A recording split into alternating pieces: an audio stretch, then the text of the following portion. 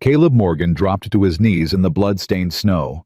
His hands trembled as he reached toward the small figure hiding beneath the overturned wagon. A child, no more than 7 years old. Her tiny fingers still clutched her dead mother's frozen hand. "Please," he whispered, his voice cracking. "I ain't gonna hurt you." The girl's green eyes stared at him, empty, hollow, already too old for such a young face. In that moment, Caleb made a promise that would change both their lives forever. If you want to know what happens next, subscribe to my channel and stay until the end. Drop a comment telling me which city you're watching from. I'd love to see how far this story travels. The wolf's blood still dripped from Caleb Morgan's knife when he heard it. A sound that didn't belong to the howling wind or the groaning pines. Something human. Something small. He wiped the blade on his thigh and stood motionless, listening. His breath came out in white clouds that vanished into the gray Montana sky. The dead wolf lay at his feet, its amber eyes already glazing over with frost. There it was again. A whimper. Faint. Carried on the bitter wind from somewhere east. Caleb's horse, a sturdy buckskin named Jasper, tossed his head and stamped nervously. The animal sensed it too. Something wrong in the direction of the old mining road. Easy, boy.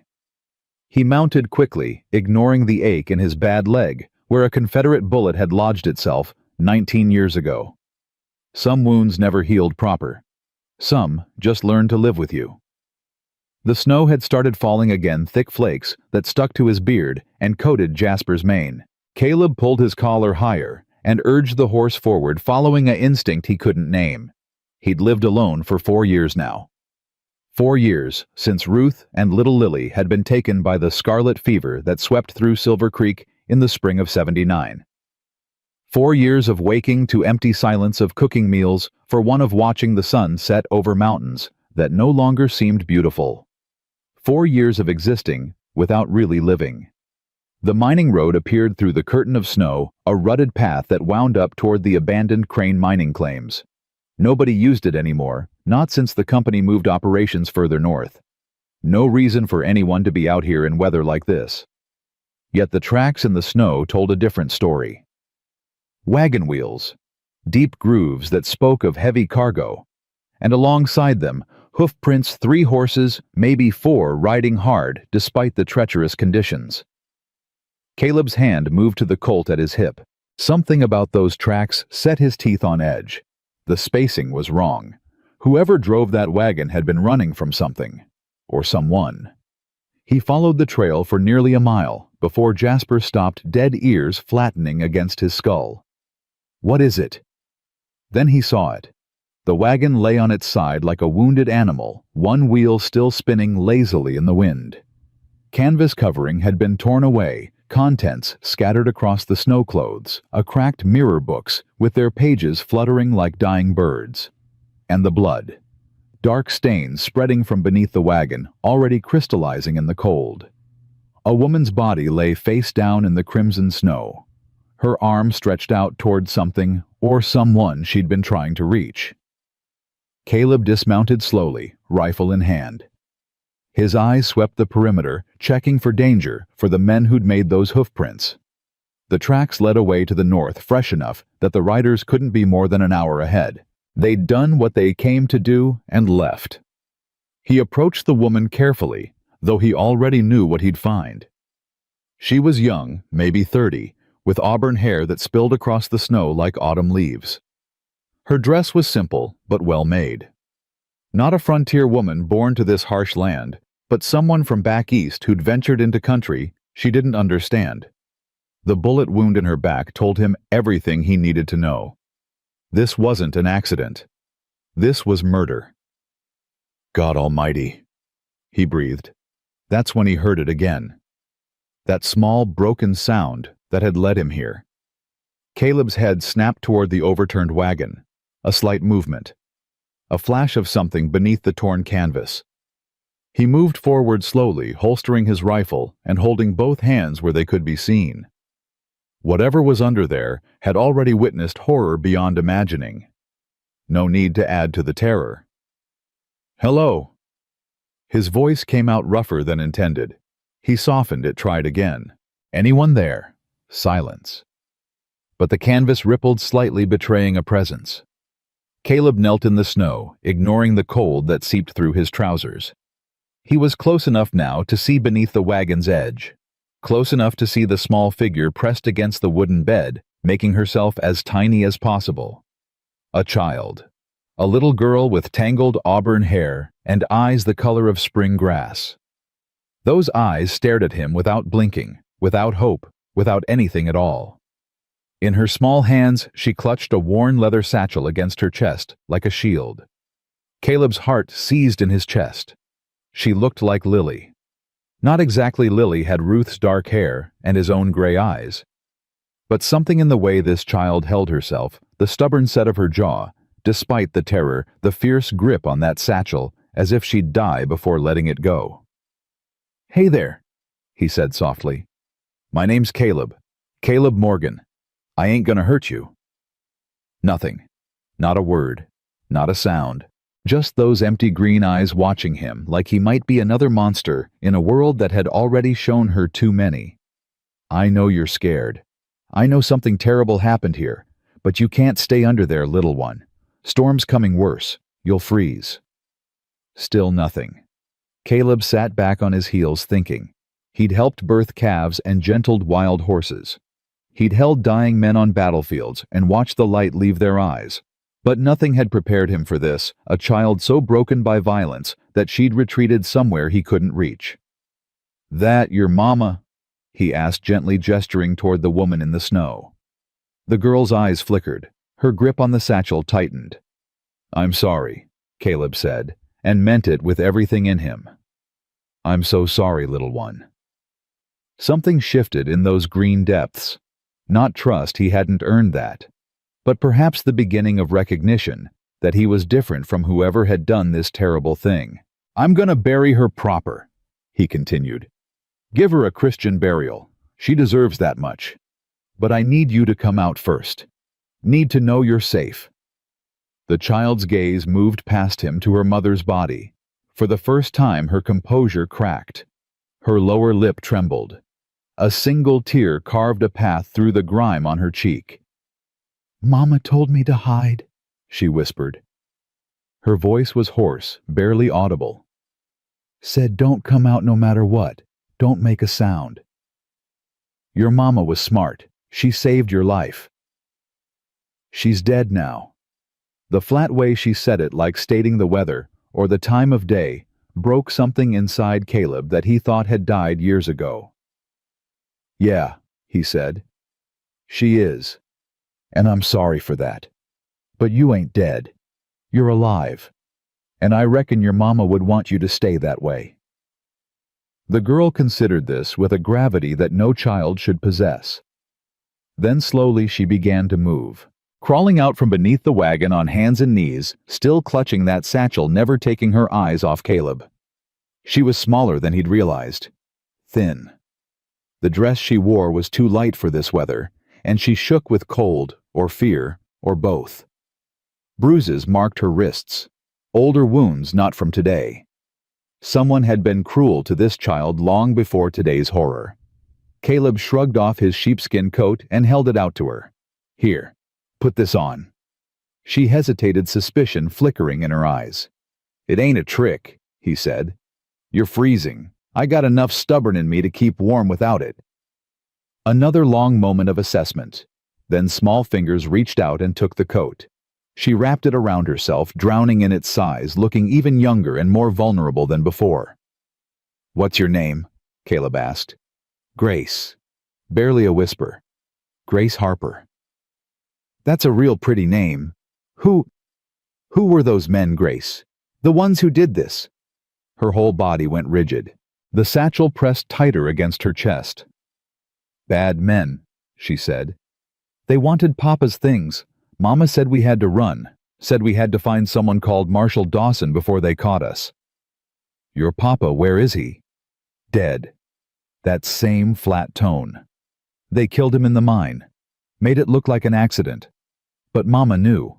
She found his notebook. Grace's eyes dropped to the satchel in her arms. Caleb understood then. Whatever was in that bag, whatever Thomas Harper had discovered, it was worth killing for. Worth chasing a woman and child across Montana territory in the dead of winter. Grace, I need you to listen to me careful like. He kept his voice steady, calm. Those men, they might come back. We need to get somewhere safe. I got a cabin about 5 miles south. It ain't much, but it's warm and there's food, and nobody knows where it is except me. Why should I trust you? The question hit him like a fist. Because she was right to ask.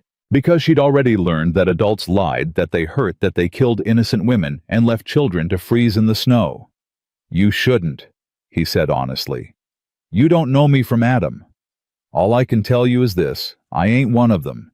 I got no quarrel with you or your mama or whatever's in that bag. I'm just a man who heard a sound in the storm and followed it. That's all. Grace studied him with those 2 old eyes, measuring, weighing. You got sad eyes, she said finally, like you lost somebody too. The observation struck him silent. 4 years he'd hidden his grief behind a wall of silence and solitude, and this child, this broken little girl, had seen right through him in minutes. I did, he admitted. My wife, my daughter. They died of fever a while back. What were their names? Ruth and Lily. My Lily was about your age when she passed. Something changed in Grace's expression. Not softening exactly, but a recognition. A understanding that they were both walking wounded, both survivors of a war they hadn't asked to fight. Mama said God takes people when he needs angels, Grace said quietly. But I don't think that's true. I think sometimes people just die and it ain't fair, and there ain't no reason for it. Caleb swallowed hard against the lump in his throat. I think you might be right about that. The wind howled louder, driving snow between them like a curtain. They needed to move, needed to get somewhere warm before the storm turned deadly. Will you come with me, Grace? Just for tonight. Tomorrow we can figure out what to do. Find this marshal your mama mentioned. But right now we gotta get out of this weather. Grace looked back at her mother's body. A fresh wave of grief washed across her young face, quickly suppressed. I can't leave her here. The wolves. I'll come back for her. First light. I'll bury her proper, I swear it. But she'd want you safe first. You know she would.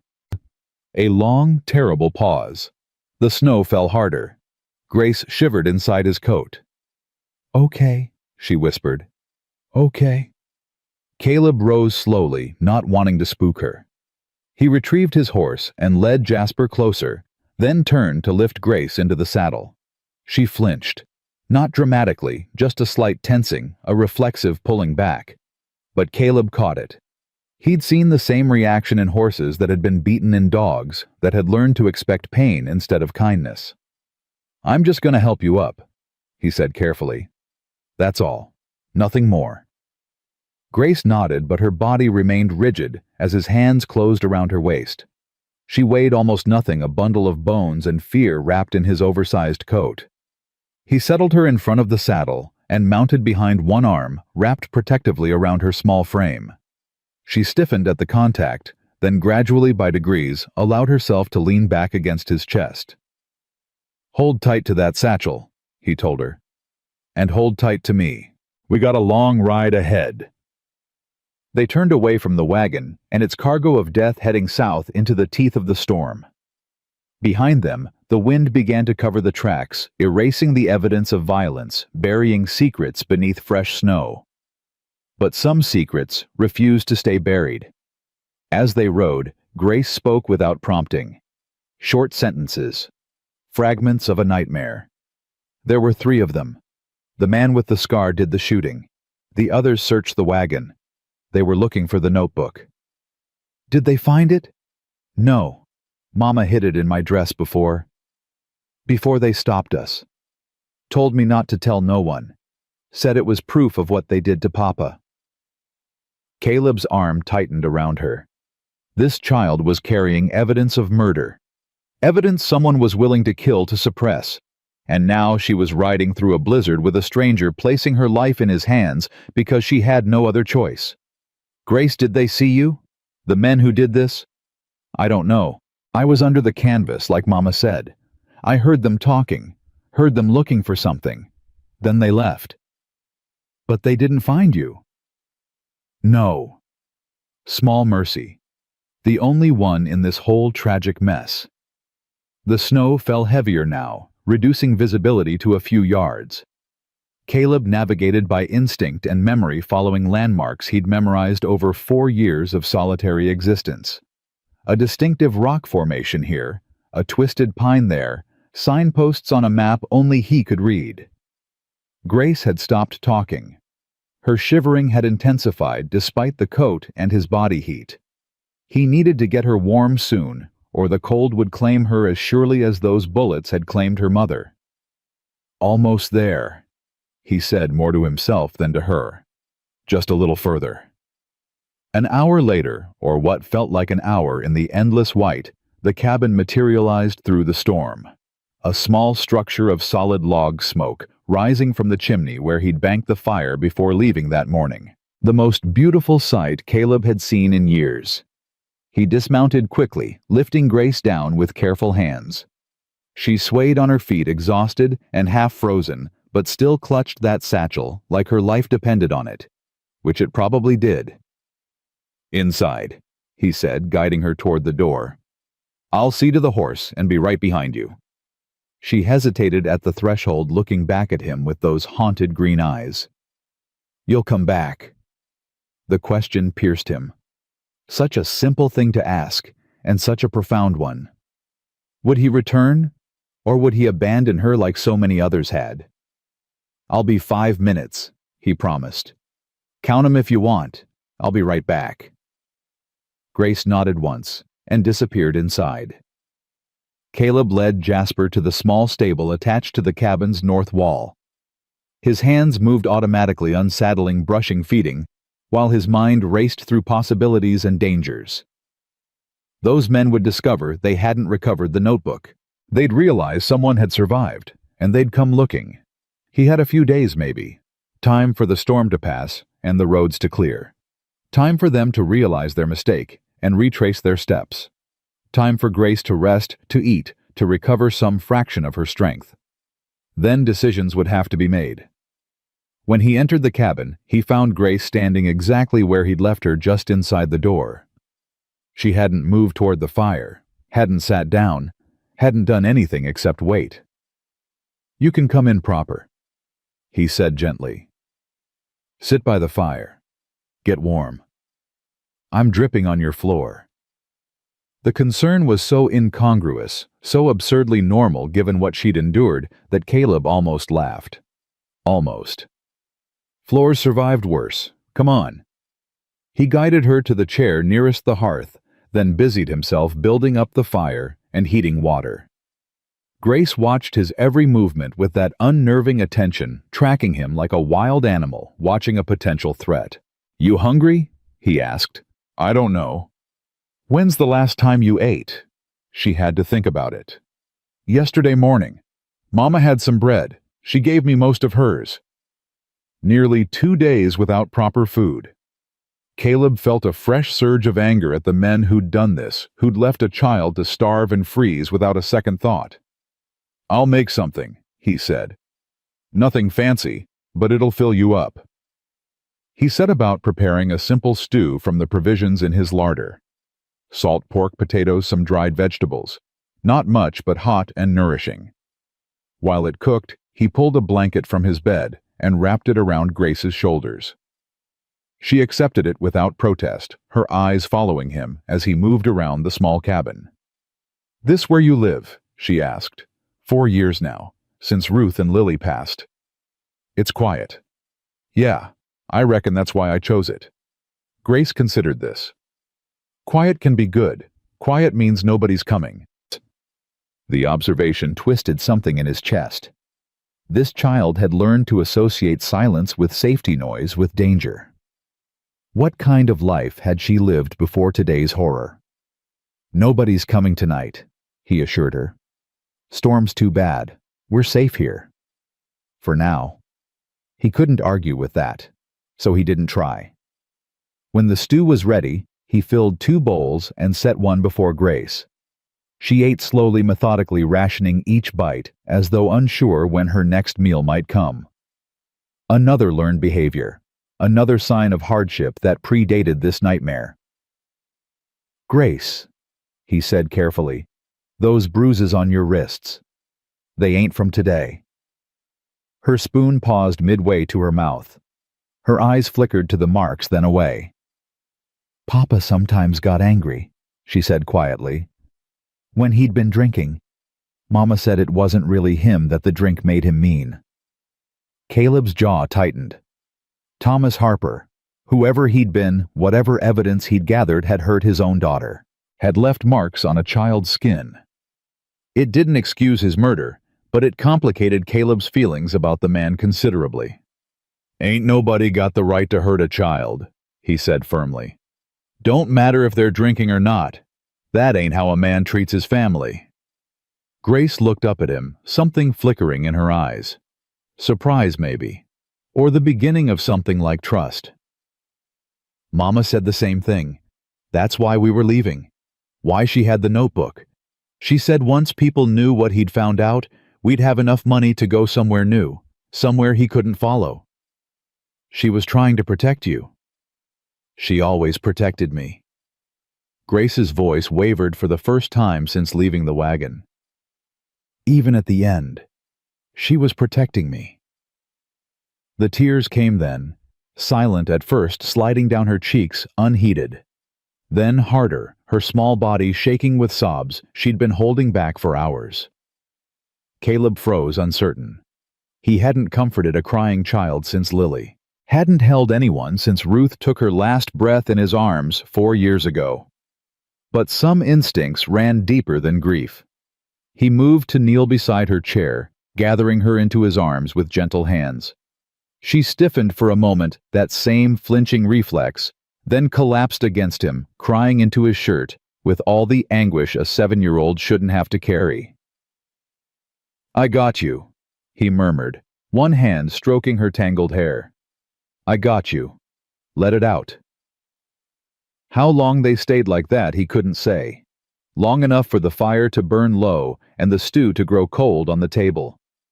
Long enough for Grace's sobs to fade into hiccups, then exhausted silence. Finally she pulled back, wiping her face with the back of her hand. "I'm sorry," she whispered. "I'm being a bother." "You ain't a bother. Not even close. You just lost your mama in the worst way possible. Tears are the natural response to that. Papa said crying was weak." "Your papa was wrong about a lot of things, sounds like." Grace looked at him, really looked, and for the first time something like hope appeared in those green depths.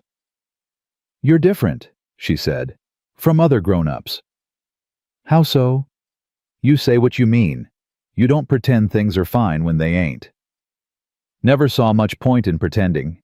World's hard enough without adding lies to it." She nodded, slowly absorbing this. Then, with the sudden shifts of childhood, her eyes grew heavy, the exhaustion she'd been fighting finally claiming its due. "You need sleep," Caleb said. "Take my bed. I'll sit up by the fire. You'll stay." That question again. That desperate need for reassurance that he wouldn't disappear like everyone else. "I'll be right here when you wake up. I promise." He helped her to the narrow bed in the corner, tucking the quilts around her small form. She was asleep almost before her head touched the pillow, the satchel still clutched against her chest. Caleb stood watching her for a long moment. This child who'd been thrust into his life by violence and chance. This orphan who'd looked at him with her mother's eyes and her own fierce spirit.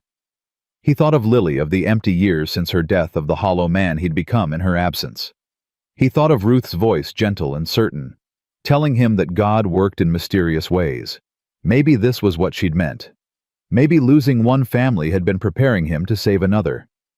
Outside, the storm howled against the cabin walls. Inside, Grace slept with the fitful restlessness of someone whose nightmares were too real to escape. And Caleb Morgan, who had thought himself beyond redemption, made a silent vow. Those men would come looking. He knew that with cold certainty.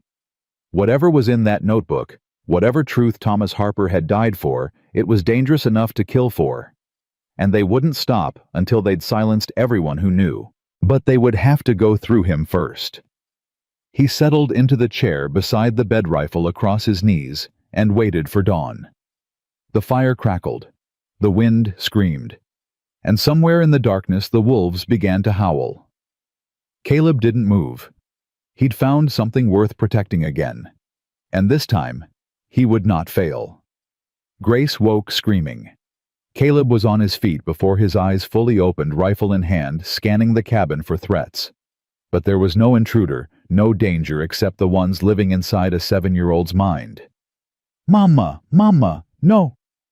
He set the rifle aside and moved to the bed where Grace thrashed against the quilts, her small fists striking at phantoms only she could see. Her face was slick with sweat despite the cabin's chill, her breath coming in ragged gasps. "Grace! Grace, wake up!" He didn't touch her. Instinct told him that would make it worse. Instead, he knelt beside the bed and spoke her name over and over, low and steady, until her eyes snapped open. For a terrible moment, she didn't know him. Those green eyes stared through him, still trapped in whatever nightmare had claimed her. "It's Caleb," he said quietly. "You're safe. You're in my cabin. Remember." Recognition crept back slowly. Her breathing steadied. The wild terror faded into something duller, but no less painful. "I saw her," Grace whispered. "I saw her fall. The blood on the snow. I couldn't help her. I just stayed hidden like she told me." "You did exactly what your mama wanted. You survived." "I should have done something. Screamed. Run at them. Something. Then you'd be dead too. And whatever your papa found, whatever's in that notebook, it'd be gone. Your mama gave her life so you could live. Don't dishonor that by wishing you died with her." The words came out harsher than he intended. But Grace needed to hear them, needed to understand that survival wasn't cowardice, that living carried its own kind of courage. She stared at him for a long moment. Then slowly she nodded. "Papa used to say the same thing, that sometimes running away is braver than standing still." Sounds like he got at least one thing right. Gray light filtered through the cabin's single window. Dawn had come while Caleb dozed in his chair, and with it the storm's end. The wind had died to a whisper. The snow had stopped falling. Time to keep his promise. "I need to go back," he said, "to bury your mama. You'll stay here." Grace's eyes widened. "No, I want to come. It ain't something a child should see. I already saw her dead. I watched her die. I heard her." Grace's voice cracked, but she pushed through. "I heard her call my name when the bullet hit. I was right there hiding, and I didn't answer. I want to say goodbye proper." Caleb studied her face, looking for signs she might break. He found only determination carved from grief. "All right," he said finally. "But you do what I tell you when I tell you. No arguments." "Yes, sir." They ate a quick breakfast of cold biscuits and the remains of last night's stew. Grace ate more readily this morning, her body recognizing its need for fuel, even if her mind was elsewhere. As she finished, Caleb noticed her checking the satchel again, making sure it was still there, still safe. "Grace, I need to know what's in that notebook. The men who killed your mama, they'll come looking for it. I can't protect you proper if I don't understand what we're dealing with." She hesitated, fingers tightening on the leather strap. "Mama said not to show nobody." "Your mama didn't know about me. She couldn't have known you'd end up here. But I reckon if she could see us now, she'd want you to have help. She'd want you to have a fighting chance." The logic penetrated Grace's defenses. Slowly, reluctantly, she opened the satchel and withdrew a battered leather notebook. Papa worked at the Crane Mining Company. In the tunnels at first, then keeping records. He found out things. Bad things. Caleb took the notebook carefully, as though it might bite. The pages were filled with cramped handwriting columns of numbers, names, dates. Most of it meant nothing to him, but certain phrases jumped out. Safety inspections falsified. Support timbers never installed. Kickbacks to territorial officials. And then circled in heavy ink, Tunnel 7 collapse deliberate. 14 men killed. Insurance claim filed same day. Your papa was a bookkeeper. He kept track of the money, all of it. Where it went, where it came from. He said Mr. Crane was cheating the miners and the government both. Said when people found out he'd go to prison forever. Victor Crane. Grace nodded. Caleb knew the name. Everyone in Montana Territory did. Victor Crane was one of the richest men in the region, owner of mining operations that employed hundreds. He had connections in Helena in Washington. Men like that didn't go to prison. Men like that made problems disappear. Problems like Thomas Harper and his notebook. Problems like a 7-year-old witness. Grace, this is dangerous. More dangerous than you know. I know men killed my mama for it. I know they'd kill me too if they found me. How much more dangerous can it get? The matter-of-fact way she said it made Caleb's chest ache. This child had seen too much learned, too much grown too old in too short a time. We'll figure this out, he said, tucking the notebook into his own coat. But first we got a promise to keep. They rode out into a world transformed. The storm had buried everything under a thick blanket of white, smoothing the rough edges of the landscape into gentle curves. Beautiful if you didn't know what lay beneath. Grace sat in front of him, again, wrapped in a blanket over his coat. She was quiet, her eyes fixed on the horizon, where they'd find her mother's body. Tell me about her, Caleb said. Your mama. Why? Because I'm about to bury her, and I should know who she was. Grace was silent for a long moment. When she spoke, her voice was steadier than he expected. Her name was Ellen Marie Harper. She grew up in Pennsylvania near Philadelphia. Her papa was a minister. She used to sing in the church choir. She teach you any songs? Some. Hymns mostly, and a lullaby about mockingbirds. She sounds like a good woman. She was. She tried to make Papa better. Tried to help him stop drinking. When that didn't work, she started planning. Saving money in a tin can under the floorboards. She said one day we'd leave and never look back. That's what you were doing, leaving? Yes. Papa got killed 2 weeks ago. Accident in the mine, they said. But Mama found his notebook hidden in the woodshed. She knew the truth. So she ran. We both ran. Took what we could carry and headed for Silver Creek. Mama heard there was a federal marshal there, man named Dawson, who wasn't in Crane's pocket. She thought he could help. Marshal James Dawson. Caleb knew him too, though they'd never met. The man had a reputation for honesty in a territory where honesty was often a death sentence. We almost made it. Grace continued, her voice dropping. We could see the road to town. Then they came out of the trees, 3 men on horses. The one with the scar did the talking. What did he say? Asked Mama where the notebook was. She said she didn't know what he meant. He didn't believe her. Grace's whole body tensed against Caleb's chest. He shot her like it was nothing, like she was a rabbit or a deer. Just pointed his gun and pulled the trigger. Mama fell, and he didn't even look back. Just told the others to search the wagon. But they didn't find you. Mama pushed me under the canvas right before. Told me to hide and not make a sound no matter what happened. So I didn't. I stayed quiet while they tore through our things. Stayed quiet while Mama bled out 10 feet away from me. Stayed quiet while she died calling my name. The last words came out in a rush, followed by a sob that Grace quickly swallowed. I should have gone to her. Should have held her hand. But I was too scared. I just laid there in the dark and let her die alone. Caleb pulled Jasper to a stop. He turned Grace to face him, his hands gentle on her shoulders. Look at me. She did, tears streaming down her face. Your mama knew exactly what she was doing. She put you under that canvas because she wanted you to live. She called your name because she loved you, not because she blamed you. The last thing she did on this earth was protect her daughter. Don't you take that from her by feeling guilty about surviving. How do you know? Because that's what any parent would do. It's what Ruth would have done. It's what I would have done for Lily. His voice roughened. When you love a child, you'd give anything to keep them safe. Your mama gave everything. Honor that. Grace stared at him, something shifting behind her eyes. You really lost them. Your wife and daughter. 4 years ago. The fever took them both in the same week. I buried them side by side on the hill behind the cabin. Do you still miss them? Every day. Every single day. Does it ever stop hurting? Caleb considered the question carefully.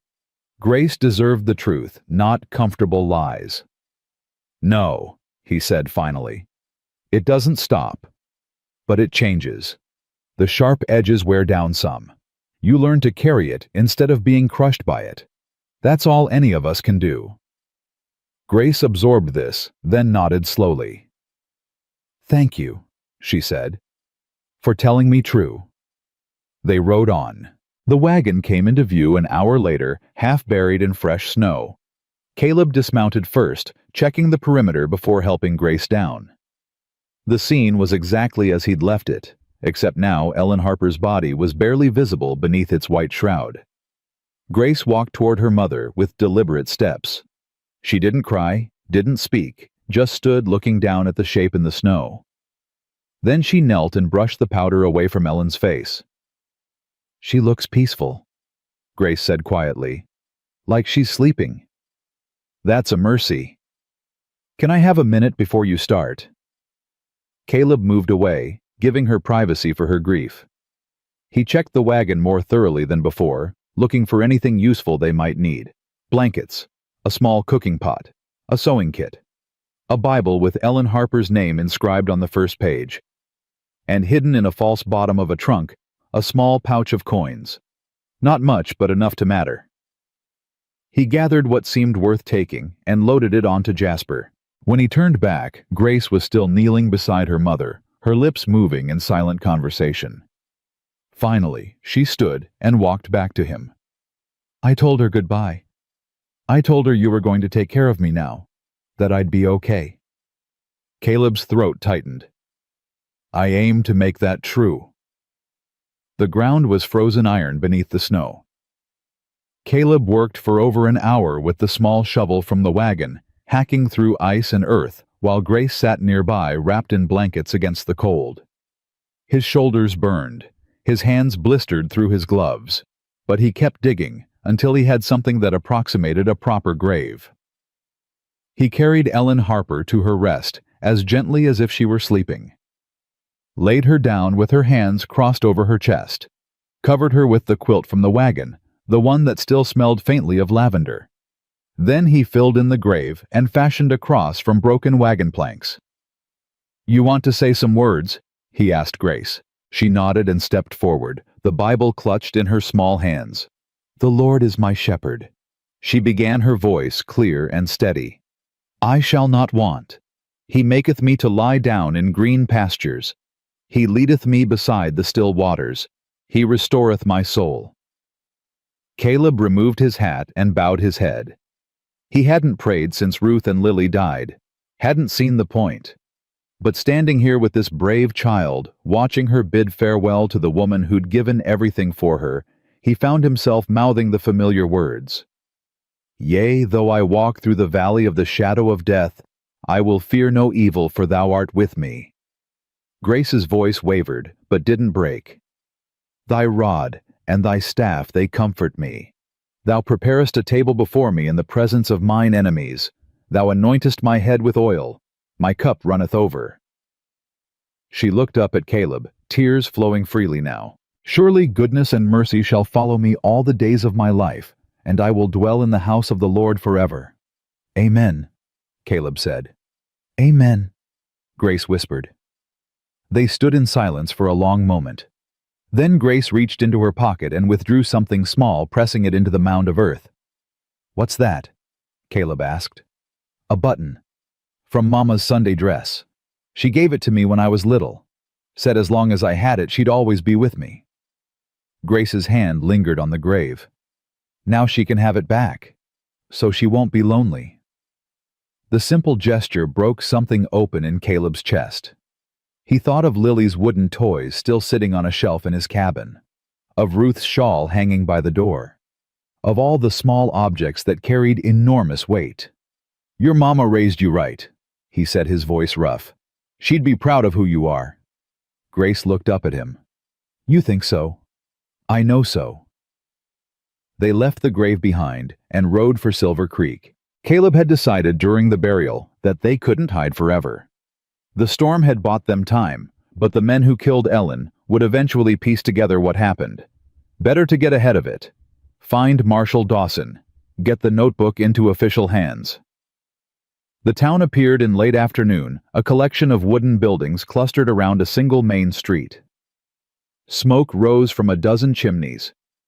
People moved along the boardwalks going about their business. Caleb stopped at the edge of town studying the scene. "What are we looking for?" Grace asked. "Trouble. Always look before you walk into a new situation." Mama said the same thing. Your mama was a smart woman. He counted 3 saloons, a general store, a hotel, a livery stable. The sheriff's office sat at the far end of the street, a star painted on its door. No sign of a federal marshal's office, but that didn't mean much. Dawson could be working out of anywhere. "Stay close to me," Caleb instructed. "Don't talk to nobody. Don't look at nobody. We find out where Dawson is, deliver the notebook, and get out. What if the bad men are here? Then we deal with that when it happens." They rode slowly down Main Street. Caleb felt eyes on them, the natural curiosity of small-town folk toward strangers. He kept his expression neutral, his hand within reach of his Colt. The general store seemed the best place to start. He tied Jasper to the rail and helped Grace down, keeping her close as they entered. A woman stood behind the counter, gray-streaked hair pulled back in a severe bun. But her eyes were kind as they settled on Grace. "Well, hello there. Ain't you a little thing? What can I do for you folks?" "Looking for information," Caleb said. "Federal marshal named Dawson. He's supposed to be around these parts." The woman's expression shifted slightly, something guarded entering her gaze. "Jim Dawson. He comes through now and then. Ain't seen him in a week or so. Why you looking for a marshal?" "Business." "What kind of business brings a man and a little girl asking after federal law on a winter afternoon?" Caleb met her gaze steadily. "The private kind, ma'am." The woman studied him for a long moment. Then her attention moved to Grace, taking in the too large coat, the haunted eyes, the way she pressed close to Caleb's side. "That your daughter?" "She is now." Something in his tone must have communicated more than the words, because the woman's expression softened. "Name's Martha Hensley. I run this store and the boarding house next door. Been in Silver Creek 30 years. I know most everyone and most everything that happens around here." "Caleb Morgan, this is Grace." Martha came around the counter and crouched down to Grace's level. "You look like you've had a hard time of it, sweetheart. You hungry? I got fresh bread in the back, still warm from the oven." Grace looked up at Caleb for permission. He nodded. "Yes, ma'am," Grace said quietly. "I'd like that." Martha led them through a doorway into a warm kitchen that smelled of baking bread and wood smoke. She sat Grace at a scarred wooden table and placed a thick slice of bread with butter and honey before her. "Eat up. A child needs feeding."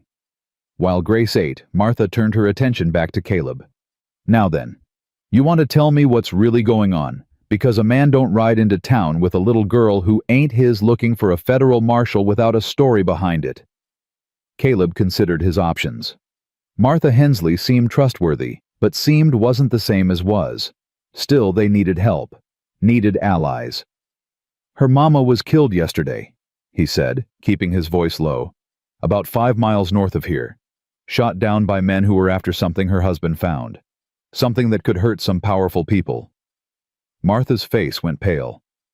"Ellen Harper." Caleb froze. "You knew her?" "She came through here 2 days ago. Stopped for supplies. Asked about Jim Dawson, same as you. I told her he was expected back any day. Martha's hand pressed against her mouth. Lord have mercy. That poor woman. That poor child. Grace had stopped eating, her eyes fixed on the conversation. You know who might have done this, Caleb pressed. I got suspicions. Same as everyone with sense in these parts. Martha glanced toward the front of the store, lowering her voice further.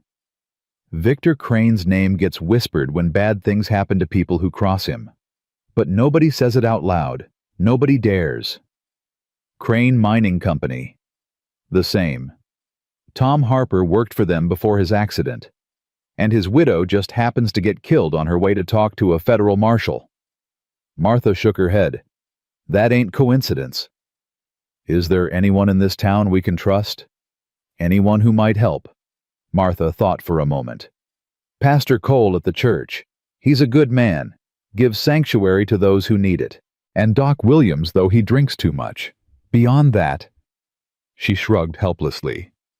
Crane's money flows through everything here. Hard to know who's bought and who ain't. Caleb absorbed this information. They were more isolated than he'd hoped. What about you? Where do you stand? Martha's chin lifted. I lost my husband and son in a cave-in at Crane's mine 6 years ago. Same mine where Tom Harper had his accident. You think I got any love for that man? Before Caleb could respond, the front door of the store banged open. A man's voice carried through the building. Martha, you in here? Martha's expression flickered with something like fear quickly suppressed. Stay quiet, she whispered to Caleb. Let me handle this. She moved back into the store. Caleb eased toward the doorway, hand on his pistol. Through the gap, he could see a tall man in a black coat standing at the counter. Well-dressed, well-fed. The kind of man who expected others to jump when he spoke. Mr. Burke. Martha said, her voice carefully neutral. What can I do for you, Burke? The name meant nothing to Caleb, but the way Martha held herself tight and wary told him plenty. Looking for information. Word is a woman and child came through here couple days back, heading toward the marshal's office. Lots of people come through. Can't remember them all. This one you'd remember. Auburn hair. Little girl about 7 years old. They'd have been asking questions. Caleb's hand tightened on his pistol. He felt Grace move up beside him, peering through the crack in the doorway. That's him. She breathed so quiet only Caleb could hear. That's the man who shot Mama. Caleb looked down at her. Grace's face had gone white, her whole body trembling. But her eyes burned with something beyond fear. You're sure? I'll never forget his face. Never. Through the doorway, Burke was still pressing Martha. Mr. Crane is very concerned about this woman. She stole something valuable from the company. We just want to recover it. There'd be a reward for anyone who helps. Like I said, can't recall anyone particular. But if I see a woman matching that description, I'll surely let you know. Burke smiled. It didn't reach his eyes. See that you do, Martha. Mr. Crane values loyalty, and he has a long memory for those who disappoint him. He turned and walked out the door, slamming behind him. Martha sagged against the counter. When Caleb emerged from the kitchen, she looked at him with fresh fear in her eyes. You need to leave. Now. Silas Burke is Crane's right hand. If he finds that child, he won't. You don't understand. That man is a killer. Everyone knows it. Nobody can prove it. Martha gripped his arm. Take her and go, far away from here. Forget about the marshal, forget about justice. Just run. Caleb looked back at Grace, who had followed him out of the kitchen. Her small face was set with determination that shouldn't exist in one so young. Grace, he asked, what do you want to do? She was quiet for a moment. Then, Mama didn't die so we could run away. She died so the truth could come out. If we give up now, they win. And all those men Papa wrote about in his notebook, they keep dying in mines that ain't safe. More mamas lose their sons. More children lose their papas. Martha stared at the girl with something like wonder. How old are you, child? 7, ma'am. Lord above, 7 years old with the heart of a lion. Caleb made his decision. We'll stay at your boarding house tonight. Tomorrow we find out when Dawson's expected back. That's dangerous. Everything's dangerous. Might as well be dangerous while working toward something good. Martha held his gaze for a long moment. Then she nodded. Rooms in the back. Private entrance through the alley. I'll bring food when it's dark. She looked at Grace with something like respect. Your mama raised one hell of a daughter, sweetheart. You make her proud. Grace's eyes glistened, but she didn't cry. I'm trying, ma'am. I'm trying. That night in a small room with a narrow bed and a single window overlooking the alley, Caleb watched Grace sleep. She'd eaten everything Martha brought, then collapsed into exhausted slumber almost immediately. The notebook sat heavy in his coat pocket. Evidence of murder, of fraud, of corruption, reaching into the highest levels of territorial government. All of it resting on the survival of one man and one small girl. Outside Silver Creek settled into uneasy silence.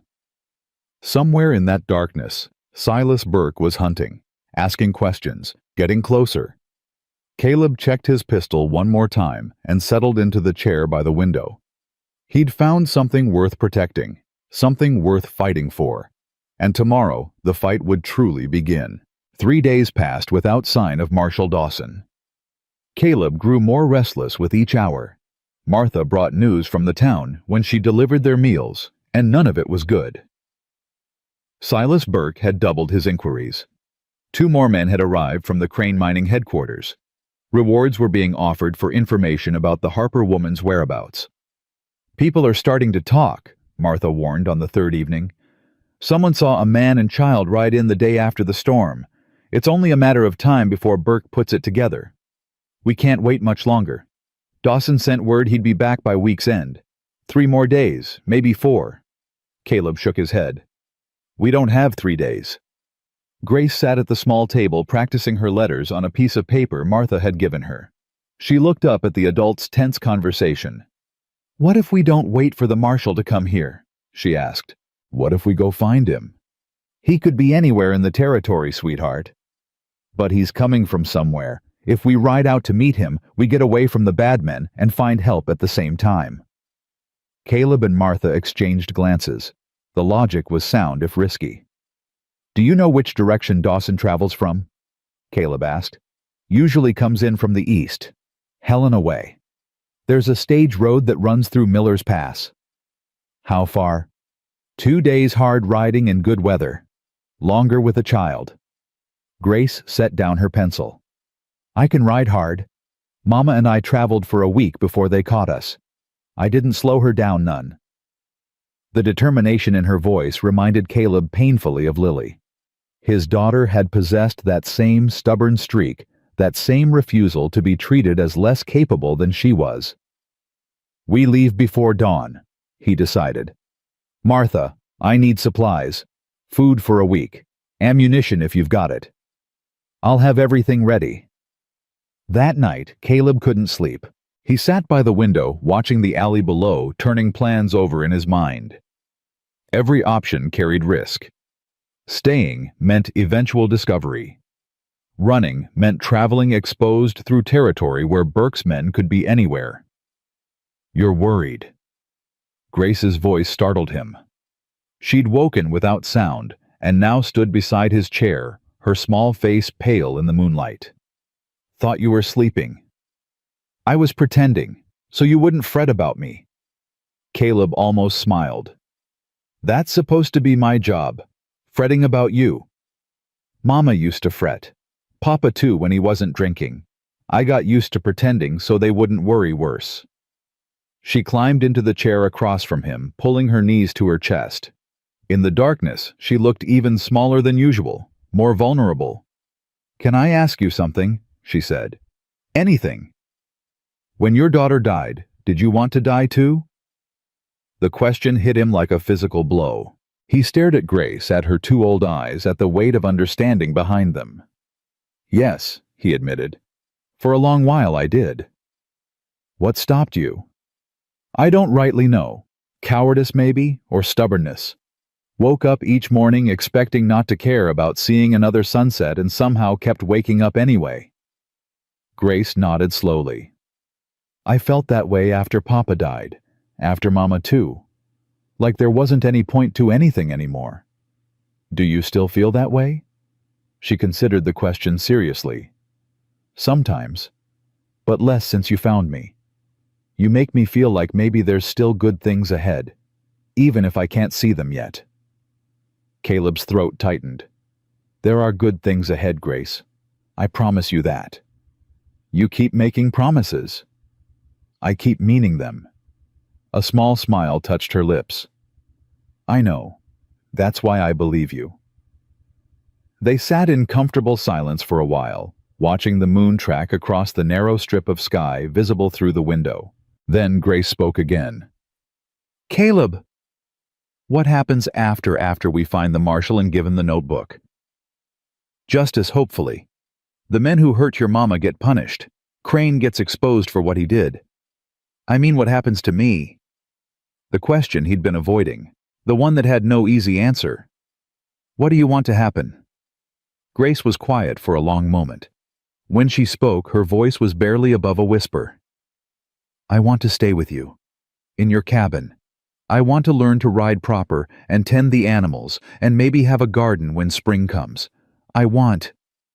She stopped, swallowed hard. I want to stop being scared all the time. I want to feel safe. You want a home. I want a family. Her eyes met his in the darkness. I know you ain't my real papa. I know you got your own grief to carry. But you're the first grown-up who ever made me feel like I mattered. Like I was worth protecting. Mama tried, but she was always so scared of Papa, and Papa was always so angry. You're different. Caleb leaned forward, taking her small hands in his calloused ones. Grace Harper, you listen to me. I didn't go looking for a daughter that night in the storm. I was tracking a wolf, same as I'd done 100 times before. But finding you, that changed something in me. Something I thought was dead and gone. What do you mean? I mean, I ain't just protecting you because it's right, though it is. I'm protecting you because somewhere in these past few days, you became mine. And I don't know exactly how that happened or what it means for the future. But I know this: wherever you go, I go. Whatever comes, we face it together. Tears spilled down Grace's cheeks. You mean it?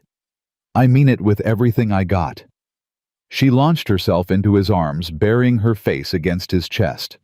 Her small body shook with sobs that were equal parts grief and relief. I was so scared you'd leave me somewhere. With strangers. Like what happened to Jimmy Wilson after his folks died. They sent him to an orphanage in Helena, and nobody ever heard from him again. That ain't happening. Not ever. You understand? Yes, sir. Say it back to me, so I know you believe it. Grace pulled back, wiping her eyes with the back of her hand. You're my family now, she said. And I'm yours. And nobody's taking me away. That's right. Nobody. They stayed like that until the sky began to lighten. Then Caleb sent Grace to wash up and dress while he gathered their few belongings. Martha was waiting in the alley when they slipped out the back entrance. She'd prepared 2 horses instead of one, the second being a sturdy mare. Figured the girl could use her own mount if you need to move fast. I can't pay for this. Wasn't asking for payment. Just bring her back safe when this is all over. That'll be payment enough. Grace stepped forward and hugged the older woman fiercely. Thank you, Mrs. Hensley, for everything. Martha's stern face softened. You take care, little one. And you mind Mr. Morgan. He's good people. I know he is. They mounted up and headed east, keeping to back trails that wound through the hills above the main road. Caleb set a steady pace, not fast enough to exhaust the horses, but quick enough to put distance between them and Silver Creek. The morning passed without incident. They stopped briefly at midday to rest the horses and eat some of the food Martha had packed. Grace handled her mare with surprising skill, guiding the animal through difficult terrain without complaint. Your mama teach you to ride? Some. Mostly I learned watching the stable boys back in town. Mama didn't like me going there, said it wasn't proper for a girl, but I went anyway when she wasn't looking. You got a rebellious streak. Mama said the same thing, said I got it from her side of the family. They remounted and continued east. The terrain grew rougher as they climbed toward Miller's Pass. Caleb kept his eyes moving constantly, scanning the horizon for any sign of pursuit. So far, nothing. By late afternoon, they'd reached a narrow canyon that cut through the hills. The stage road ran along its floor, visible from the ridge where they'd stopped. We'll follow this toward the pass, Caleb explained. Stay high where we can see anyone coming. What if the marshal's already on the road? Won't we miss him? We'll check from time to time, but I'd rather approach from above than get caught in the open down there. They picked their way along the ridge as shadows lengthened. The canyon walls glowed orange in the fading sunlight. Beautiful country, Caleb thought. Dangerous country. Caleb, I need to stop. He reined in immediately. What's wrong? Grace's face had gone pale. Nothing's wrong. I just need to stop. For a minute. Understanding dawned. Oh, right. There's some brush over there. I'll wait here. She dismounted and disappeared into a thicket of scrub oak. Caleb stayed in the saddle watching the canyon below. A hawk circled overhead, riding the thermals. 5 minutes passed. Then 10. Grace. No answer. Grace. He was off his horse and moving before the echo died. The thicket wasn't large, maybe 20 yards across. She should have been right there. But she wasn't. Caleb's blood went cold. He drew his pistol and pushed deeper into the brush, every sense straining for sound or movement. Then he heard it. A muffled cry, coming from somewhere below the ridge. He found the tracks immediately. Grace's small footprints overlaid by larger boots. 2 men, maybe 3. They'd been waiting, watching. They'd grabbed her when she went into the brush alone. No. The word tore from his throat. He followed the tracks at a run, heedless of noise or caution. The trail led down a steep slope toward a dry creek bed that ran parallel to the canyon. He spotted them 50 yards ahead. 3 men on horseback, one of them carrying Grace across his saddle. She was struggling fighting, but the man had her pinned. Grace. The men turned. The one holding Grace grinned. Silas Burke's face was unmistakable, even at this distance. Morgan, looking for something. Caleb raised his pistol but couldn't fire. Not with Grace in the line of sight. Burke knew it too. Put the gun down or I snap her neck. You harm one hair on her head and I'll hunt you to the ends of the earth. Big words from a man standing alone against 3 guns. Burke shifted Grace in front of him like a shield. Mr. Crane would like a word with this little lady. Something about property that belongs to him. She don't belong to nobody but herself. The notebook, Morgan. That's all we want. Hand it over and maybe we let you both walk away. Grace's voice rang out high and fierce. Don't give it to them. It's the only proof of what they did.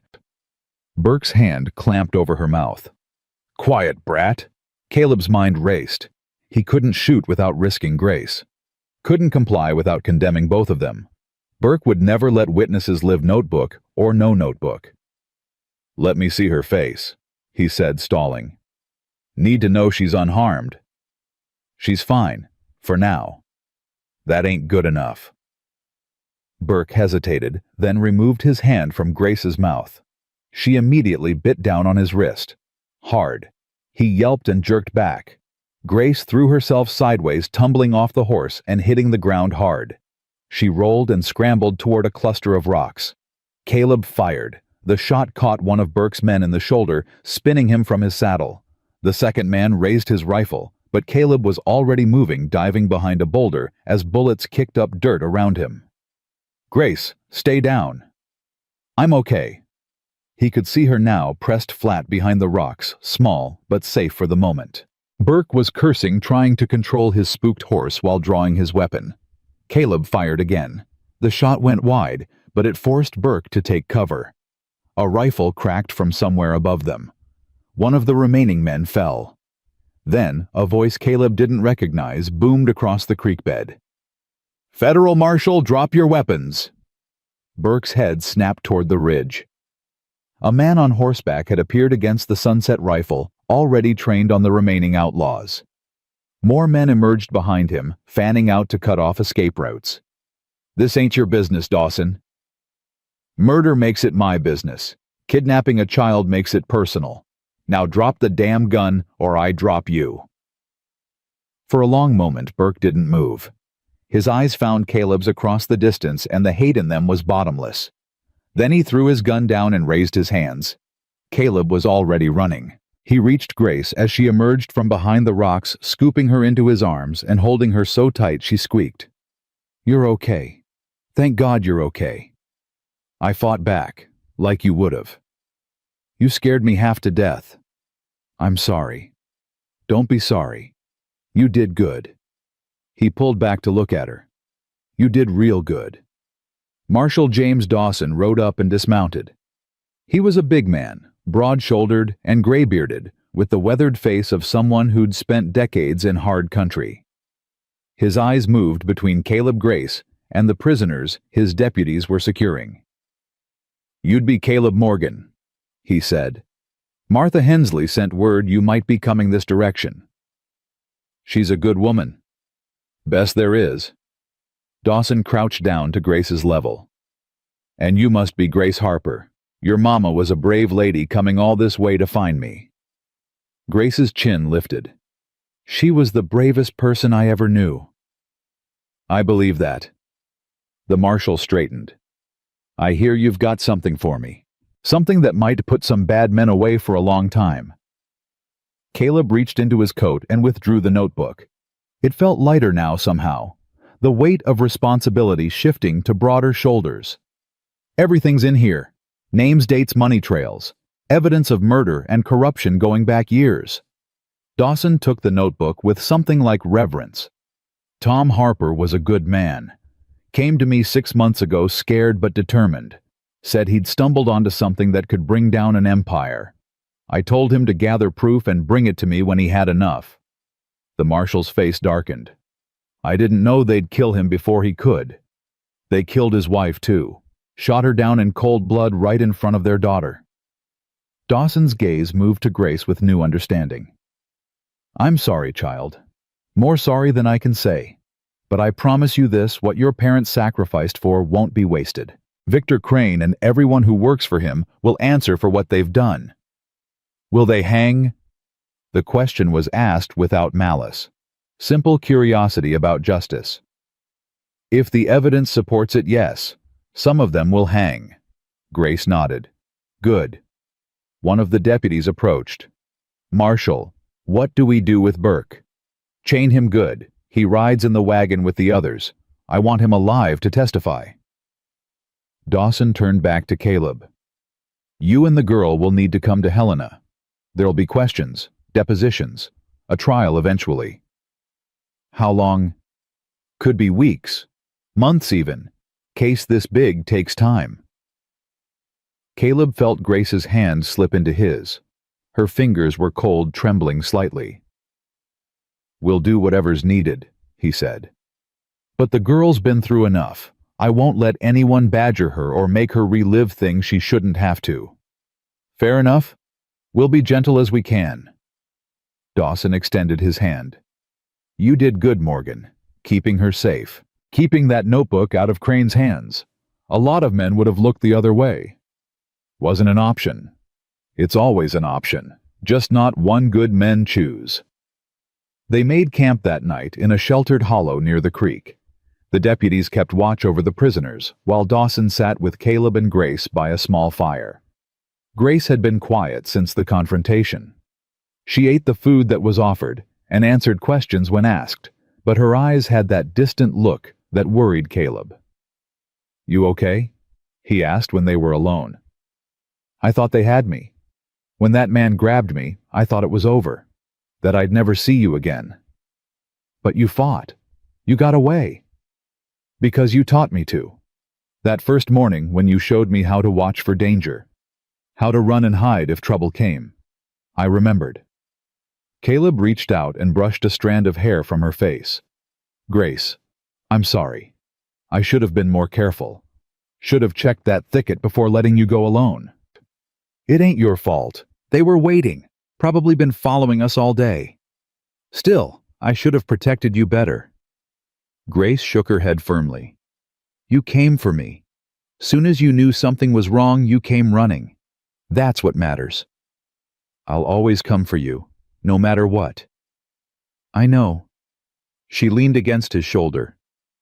That's why I wasn't scared. Not really. Even when that man had me on his horse, I knew you'd find me. They sat together watching the fire burn low. Around them the prairie stretched vast and dark under a canopy of stars. Somewhere a coyote called, answered by another in the distance. Caleb? Yeah. When all this is over, can we go home? Back to your cabin. Our cabin, he corrected. And yes, soon as we can. Will you teach me to track wolves and ride proper, and all the other things you know? I'll teach you everything, every last thing I got to offer. Grace smiled. The first real smile he'd seen from her since this nightmare began. Good, she said, because I got a lot of learning to do, and I reckon you're the best teacher I could ever have. She fell asleep against his shoulder, small and warm and alive. Caleb stayed awake long after watching the stars wheel overhead, thinking about the road behind them and the road ahead. They weren't safe yet. Trials and testimonies waited in Helena. Powerful men would fight to protect themselves. There would be more danger, more fear, more moments when everything hung in the balance. But for now, this moment, this small circle of firelight, this child breathing softly against his chest, it was enough. More than enough. It was everything. Helena was bigger than anything Grace had ever seen. She pressed close to Caleb as they rode down the main street, her eyes wide at the brick buildings, the gas lamps, the crowds of people moving in every direction. After days in the wilderness, the noise and bustle felt overwhelming. Stay close, Caleb murmured. We'll get through this. Marshal Dawson led them to the federal courthouse, an imposing stone structure that dominated the center of town. Inside, clerks hurried through corridors carrying stacks of paper. Lawyers in fine suits argued in hushed voices. Everything smelled of ink and dust and importance. You'll stay in the witness quarters, Dawson explained. Secure rooms in the basement. Nobody gets in or out without my say-so. Like a jail. Like protection. Crane's got eyes everywhere in this city. Until the trial's done, you're both targets. The witness quarters turned out to be a small suite of rooms, Spartan but clean. 2 beds, a table, a few chairs. A single window set high in the wall, barred against intrusion. Grace explored the space with cautious curiosity while Caleb spoke with Dawson at the door. How long before the trial starts? 2 weeks, maybe 3. The prosecutor's building his case. Needs time to review the notebook, corroborate the evidence, line up witnesses. And until then, you wait, both of you. Dawson's voice softened. I know it's hard, but we're close now. Real close to bringing these men to justice. Just need a little more patience. Patience. Caleb had learned patience in the long years of solitude, but watching Grace pace the small room like a caged animal, he wondered how much patience a 7-year-old could muster. The days blurred together. Lawyers came to interview them, asking the same questions over and over. Grace answered with steady calm, recounting her mother's death, her father's discoveries, the men who'd hunted them across Montana. Each telling cost her something. Caleb could see it in the shadows deepening under her eyes. You don't have to do this, he told her one night. I can tell them you're too young, that you can't remember. But I do remember. Every bit of it. Grace's jaw set stubbornly. Mama didn't die so I could stay quiet. She died so the truth could come out. I ain't stopping now. You're the bravest person I know. I learned from you. On the 10th day, everything changed. Caleb woke to the sound of voices in the corridor. Urgent voices. He was on his feet before his eyes fully opened, reaching for the pistol Dawson had let him keep. The door burst open. But it wasn't attackers. It was Dawson himself, his face grim. "We got a problem." "What kind of problem?" "Victor Crane escaped federal custody 2 hours ago. Someone on the inside helped him. We don't know who yet." Grace sat up in bed, instantly alert. "He's coming for us." "We don't know that." "Yes, we do." Her voice was flat with certainty. "He won't let us testify.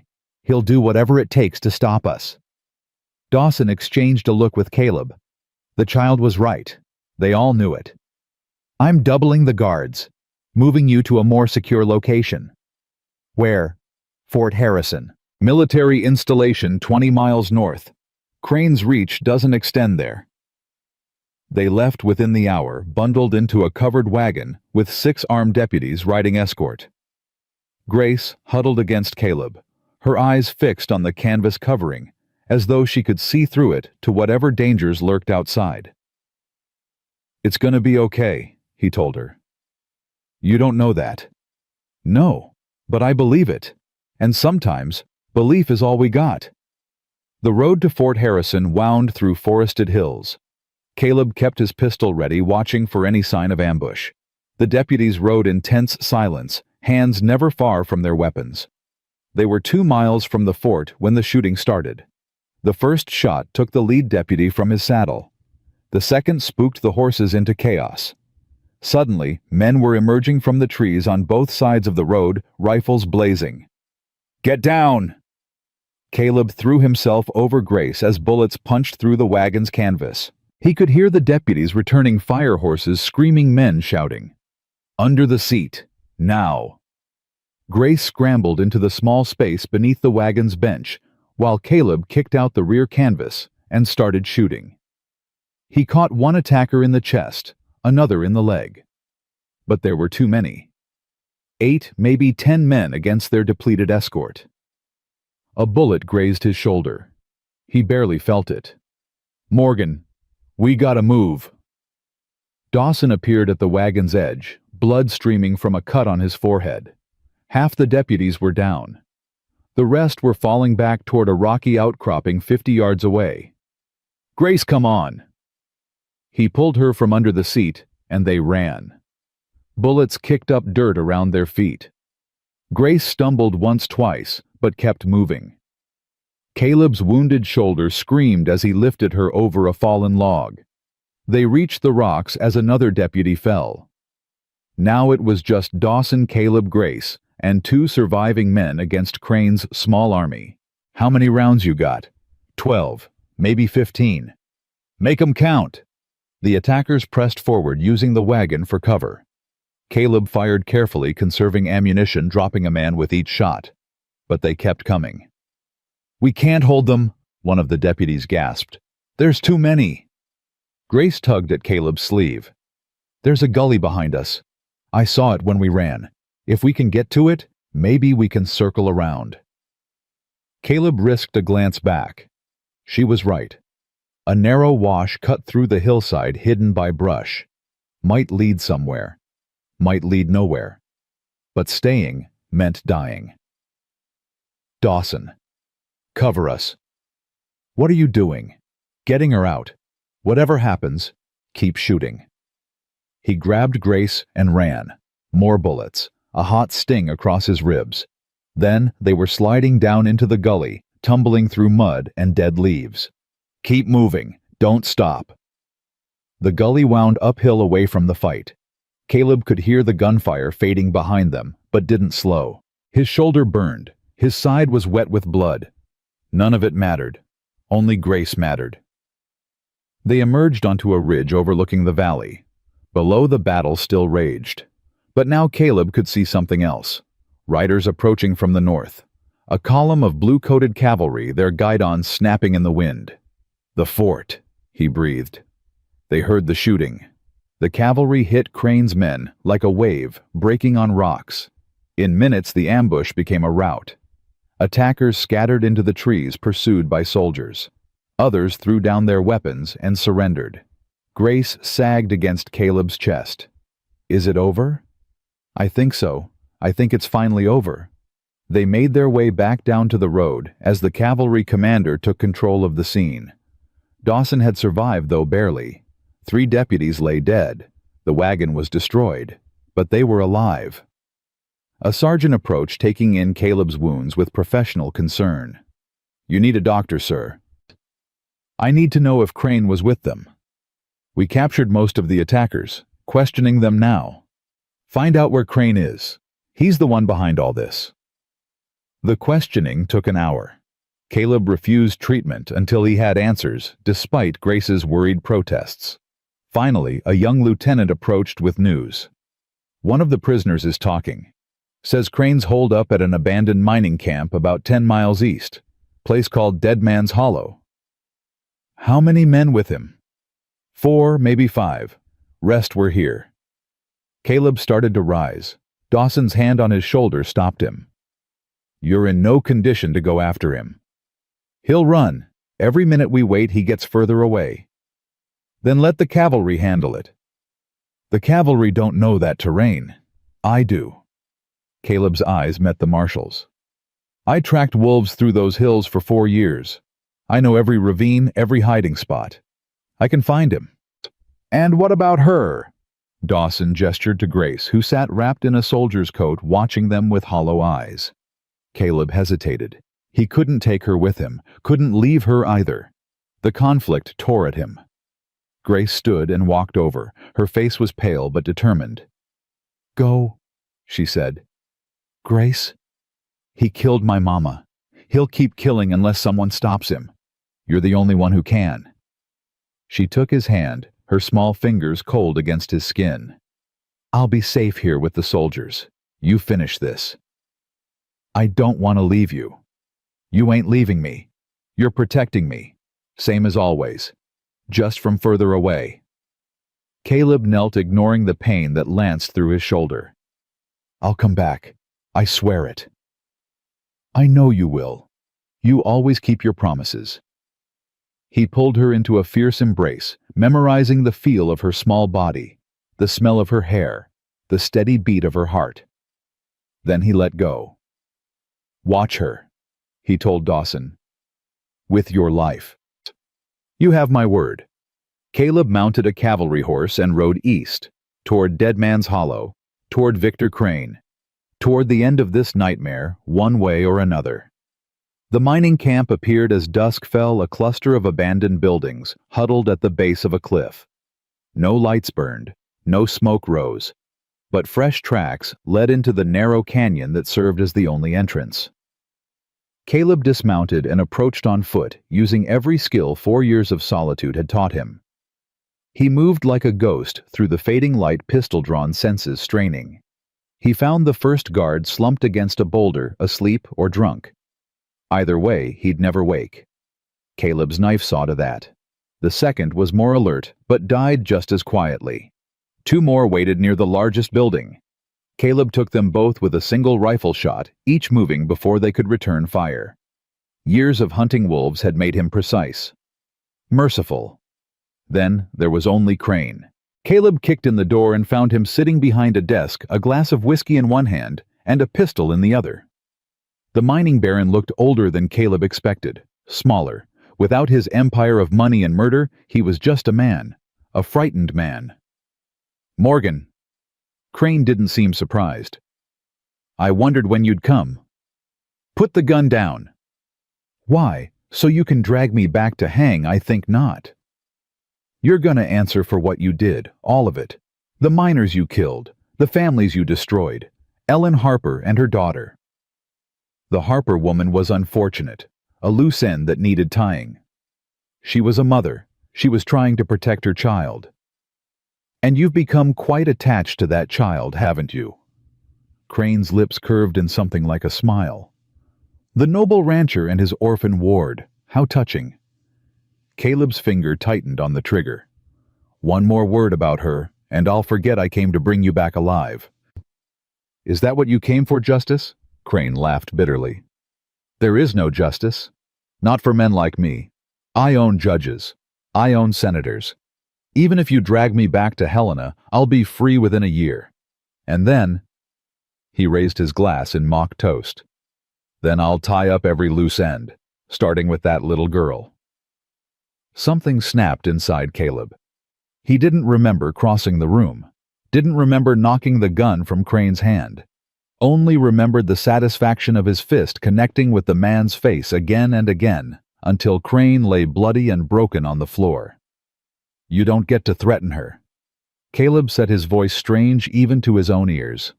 "You don't get to speak her name. You don't get to live in a world where she's afraid of you anymore." Crane spat blood and laughed. "You're no better than me. Look at yourself, ready to kill an unarmed man." "You're right about one thing." Caleb raised his pistol, aiming between Crane's eyes. "I ain't better than you, but she is. And for her sake, I'm gonna let you face trial. Let you face the families of all those men you killed. Let you see justice done proper." He pulled Crane to his feet and bound his hands with rope from the desk. "But know this, if you ever get free, if you ever come anywhere near Grace Harper, I'll find you. And next time there won't be a trial." Crane said nothing. Perhaps he believed the threat. Perhaps he was too beaten to argue. Either way, he went quietly as Caleb led him out into the night. The ride back to Fort Harrison took most of the night. Caleb's wounds had opened again, blood seeping through makeshift bandages. But he didn't stop. Couldn't stop. Not until he saw Grace again. Dawn was breaking when the fort's walls came into view. Soldiers stood guard at the gates more than before. Security had been tightened. Grace was waiting in the courtyard when they arrived. She looked small and lost among all those uniformed men, but her face lit up when she saw Caleb. She ran to him as he dismounted, throwing herself into his arms despite his wounds, despite the blood, despite everything. "You came back." "I promised." "Is it over?"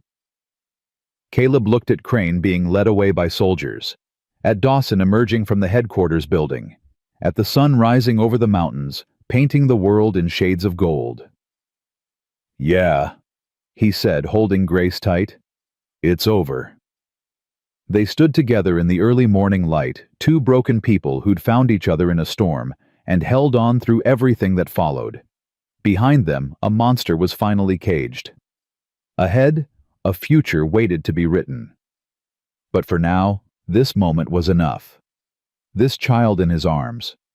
This second chance at family.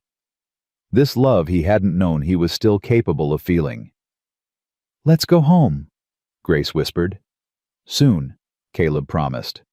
"Real soon." The trial lasted 3 weeks. Grace testified on the 4th day. She walked into that courtroom with her chin held high, wearing a new dress Martha Hensley had sent from Silver Creek. Caleb sat in the front row, close enough that she could see him if she needed to. She didn't look at him once during her testimony. Didn't need to. She knew he was there. "Can you tell the court what happened on the day your mother died?" Grace's voice came out clear and steady. "We were running. Mama said we had to reach Marshal Dawson before the bad men caught us. We almost made it to the road when they came out of the trees." "How many men?" "3. The one with the scar did the talking. He asked Mama where the notebook was." "And what did your mother say?" "She said she didn't know what he meant. Then he shot her." A murmur ran through the courtroom. The prosecutor waited for it to settle. "What happened next, Grace?" "Mama fell. The man with the scar told the others to search the wagon. They didn't find me because Mama had hidden me under the canvas. She told me to stay quiet no matter what happened. So I did." "Even while your mother was dying?" Grace's composure cracked for just a moment. Her eyes found Caleb's across the crowded room. "Even then," she whispered, "because that's what she wanted. She wanted me to live." The defense attorney tried to discredit her testimony, called her too young to be reliable, suggested she'd been coached, implied her memory had been corrupted by trauma. Grace answered every question with the same unwavering calm. "I know what I saw. I know what I heard. That man shot my mama and left me to freeze in the snow, and the man sitting over there paid him to do it." She pointed directly at Victor Crane. The courtroom erupted. The judge banged his gavel. Crane's face went pale with fury. But the damage was done. Grace Harper, 7 years old, had looked a murderer in the eye and named him for what he was. The jury deliberated for less than a day. Guilty on all counts: murder, conspiracy, fraud, bribery. The list went on and on. Victor Crane stood motionless as the verdict was read, his empire crumbling around him with each word. Silas Burke and the other surviving henchmen received similar sentences. The evidence in Thomas Harper's notebook had proven devastating. Bank records correspondence, falsified safety reports. Everything Crane had worked to hide was laid bare for the world to see. This court sentences Victor Crane to death by hanging, the judge pronounced. May God have mercy on your soul. Grace watched from her seat beside Caleb. She didn't smile, didn't cry, just watched as the man who'd destroyed her family was led away in chains. It's done, Caleb said quietly. Not yet. Grace's hand found his. I need to see Mama, before we go home. They left Helena 2 days later, traveling back through Miller's Pass toward Silver Creek. The spring thaw had begun filling the creeks with snowmelt and dotting the hillsides with early wildflowers. The world was coming back to life. Ellen Harper's grave lay exactly as they'd left it, the wooden cross weathered, but still standing. Grace knelt in the soft earth and placed a handful of purple crocuses against the marker. Hi, Mama. Caleb stepped back, giving her space. I wanted to tell you it's over. The men who hurt you are going to be punished. Papa's notebook helped put them away forever. Grace's voice wavered but didn't break. I was so scared, Mama, for so long. But Caleb found me. He kept me safe, just like you would have wanted. She was quiet for a moment, fingers tracing the letters carved into the cross. I'm going to live with him now, in his cabin. He's going to teach me to ride and track and all sorts of things. I think you'd like him, Mama. He's got sad eyes like Papa did sometimes, but not the angry kind of sad. The missing someone kind. Grace pulled something from her pocket. The button she'd buried months ago, now cleaned and polished. I dug this up. I hope that's okay. I wanted to keep a piece of you with me always, but I'm leaving something too. She withdrew a folded piece of paper and tucked it under a stone by the cross. It's a drawing I made, of our new home, so you can see where I'll be. So you can find me if you ever want to visit in my dreams. She stood wiping dirt from her knees. I love you, Mama. I'll always love you. But I'm going to be okay now. I promise. Grace walked back to where Caleb waited. Her eyes were wet, but she was smiling. Ready to go home? Yeah, she said. I'm ready. They rode west toward Silver Creek, stopping briefly to visit Martha Hensley. The older woman cried when she saw Grace pulling her into a fierce embrace. Look at you, healthy and whole. I prayed for this every night. Thank you, Mrs. Hensley, for everything you did. You're welcome, child.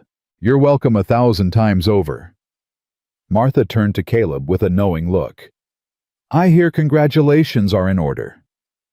Ma'am. The adoption papers. Judge Blackwell and Helena processed them yesterday. It's official now. Her smile widened. You're a father again, Caleb Morgan. Caleb felt the breath leave his body. He'd submitted the paperwork weeks ago during the trial.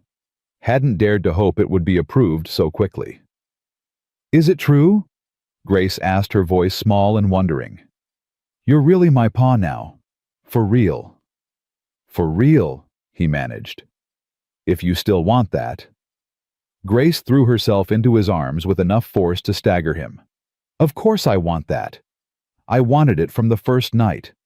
When you sat up in that chair watching over me. When you promised you'd keep me safe. She pulled back, tears streaming down her face. You're the best thing that ever happened to me, Caleb Morgan. And I'm glad you're my pa. Martha dabbed at her eyes with her apron. Lord have mercy. You two are going to make an old woman cry. They stayed the night at the boarding house, then set out at dawn for the final leg of their journey. The trail wound through familiar territory now. Landmarks Caleb had known for years took on new meaning with Grace riding beside him. "That's where I shot my first elk," he told her, pointing to a meadow. "And over there's where Ruth and I had our first picnic after we were married." Grace absorbed each story like a sponge, asking questions, demanding details. She wanted to know everything about his life before her, about Ruth and Lily, about the man he'd been before grief hollowed him out.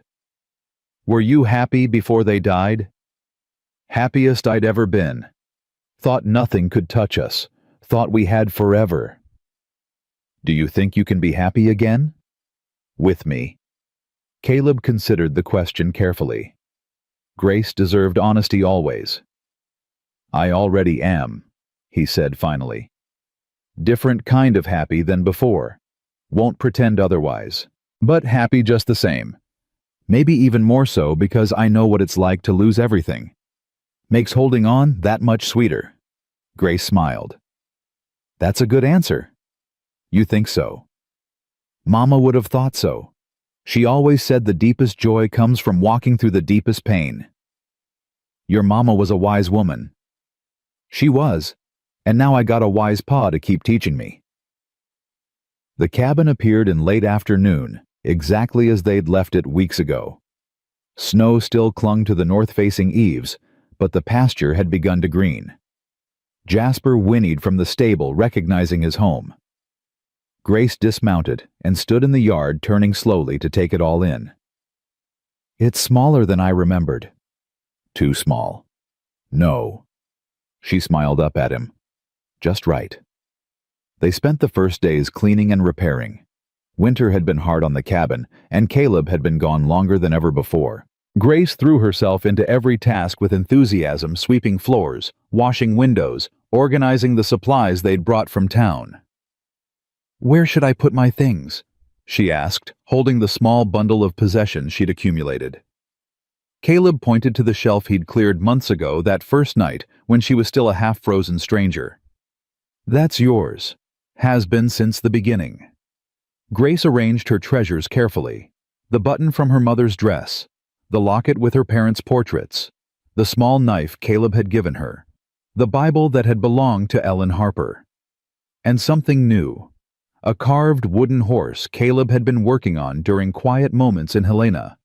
Rough, but recognizable. "When did you make this?"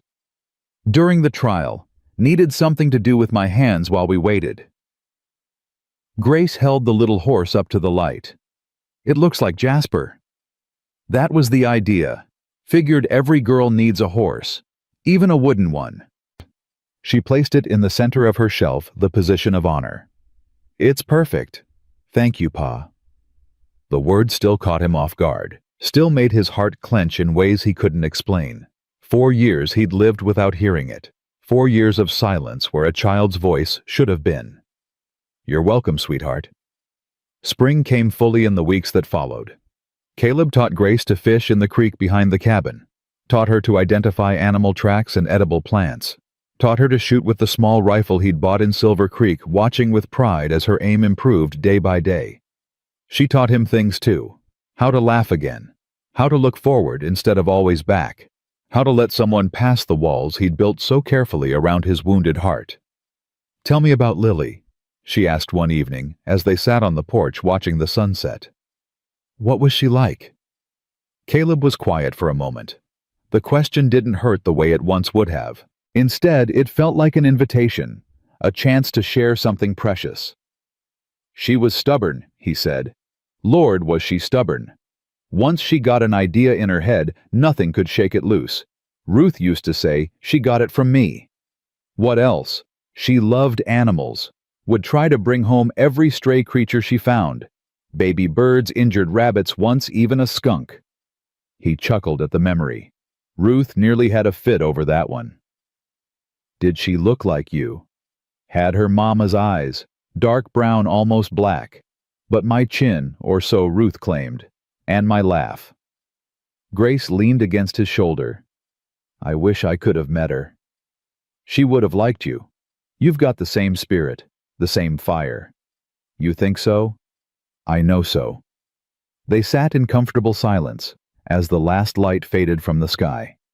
Stars emerged one by one, the same stars that had witnessed so much pain and loss and unexpected redemption. Pa. Yeah. I don't want to replace Lily. I know I can't. I just want you to know that. Caleb put his arm around her, pulling her close. You're not replacing anyone, Grace. Hearts don't work that way. They just grow bigger to make room for new people. Lily's still in there. Ruth too. And now you. All of you together. That's a nice way to think about it. It's the truth. Grace yawned, her small body growing heavy against his side. Time for bed, Caleb said. 5 more minutes. You said that 10 minutes ago. Just want to watch the stars a little longer. Mama used to say that when we look at stars, we're really seeing the past. Because the light takes so long to reach us. Your mama was right about that. So when I look up there, maybe I'm seeing light from when Mama was still alive. From when Lily and Ruth were still alive. They're all still up there somewhere, shining down. Caleb's throat tightened. This child, this remarkable child, had a way of finding beauty in the darkest places. I like that thought, he managed. Me too. A few minutes later, he carried her inside and tucked her into bed.